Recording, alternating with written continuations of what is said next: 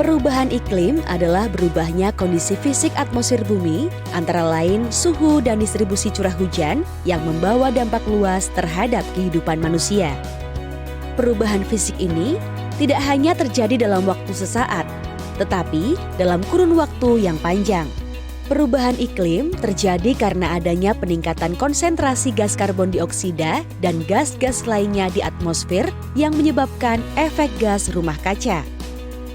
Peningkatan konsentrasi gas rumah kaca tersebut disebabkan oleh berbagai kegiatan manusia seperti emisi bahan bakar fosil, perubahan fungsi lahan, kegiatan peternakan, limbah, dan kegiatan-kegiatan industri lainnya. Perubahan iklim dapat mengakibatkan dampak pada kehidupan manusia. Karena bumi semakin panas, maka penguapan air yang ada di bumi juga akan semakin meningkat. Di sebagian belahan bumi terjadi curah hujan yang tinggi. Sementara di belahan dunia lain terjadi musim kemarau yang berkepanjangan. Suhu bumi yang semakin panas mengakibatkan es di kutub mencair. Akibatnya, permukaan air laut makin tinggi dan berpotensi menenggelamkan daerah pesisir pantai. Perubahan iklim juga mengakibatkan banyak terjadinya bencana hidrometeorologi seperti banjir, longsor, kekeringan, dan badai. Perubahan iklim juga dapat mengakibatkan berkurangnya sumber air. Bagaimana cara kita turut serta mengurangi dampak laju perubahan iklim?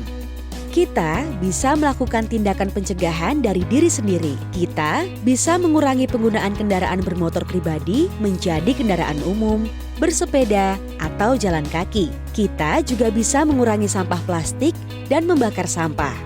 Kita perlu membiasakan diri untuk memilah sampah sejak dari rumah.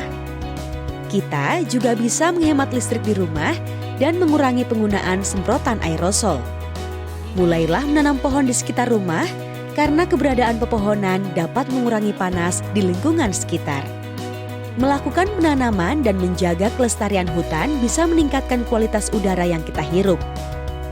Di bidang pertanian, petani disarankan untuk beradaptasi dengan cara menyesuaikan waktu tanam, menanam varietas tanaman pangan yang tahan terhadap suhu ekstrim, memperbaiki sistem irigasi yang lebih mampu menampung air agar pada musim kemarau panjang masih tersedia cadangan air, serta menerapkan sistem pertanian organik yang tidak membutuhkan banyak air dan juga pestisida.